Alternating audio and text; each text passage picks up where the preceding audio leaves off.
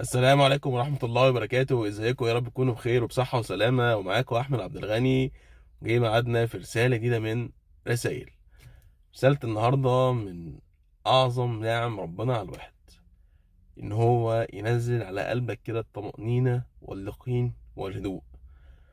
حد فينا جرب كده يبقى الدنيا ضغط عليه قوي، الدنيا عمالة تلطش فيه قوي، بيمر بظروف صعبة جدا، ايا كانت الظروف دي ايه، ولكن مخليه الدنيا في عينيه وحواليه غامقه قوي. مش هنقول سودا، هنقول غامقه قوي. وتبقى قاعد كده والاحداث كتيره قوي والدنيا عماله بتضيق عليك جدا، وانت في ظل الموضوع دوت وفي ظل الضيقه ديت قلبك مستريح مطمن، مش شايل هم حاجه. لو حد سألك بيقول لك هتعمل ايه في الموضوع الفلاني ولا الموضوع العلاني، تقول له انا مش هعمل حاجه، ده هيحصل كذا وكذا وكذا. يقول لك يا عم ازاي الكلام ده هيحصل؟ ازاي انت مش عايش في الواقع؟ فتقول له لا انا متأكد، مطمن، ربنا هيحلها من عنده. وفعلا تلاقي الحل جه بحاجة يعني تحس انها معجزة. يعني لا يمكن حد يتخيل ان ممكن دوت يحصل، ولكن انت عندك يقين وثقة في الله سبحانه وتعالى. انت احسنت الظن في الله فاحسن الله اليك في المواضيع اللي انت بتمر بيها. الموضوع مش انك انت تتظاهر كمان بانك انت قوي وان هو الموضوع من فهلوه منك او قدرة منك، ولكن هو ثبات من عند ربنا سبحانه وتعالى.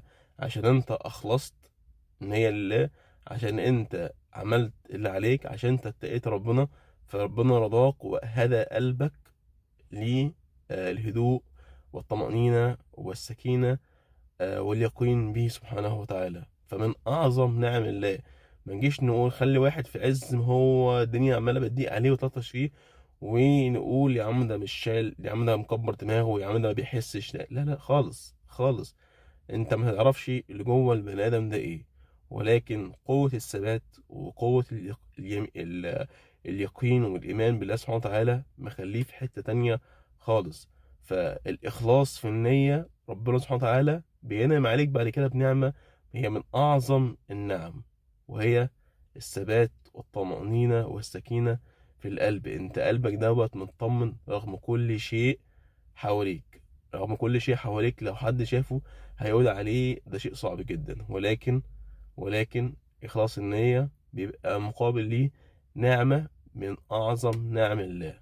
فاخلص النية وسيبها لله وتوكل، والله والله ربنا هيرضيك. ودي كانت رسالة النهاردة. أشوفكم على خير في رسالة جديدة من رسائل أحمد عبد الغني، والسلام عليكم ورحمة الله وبركاته.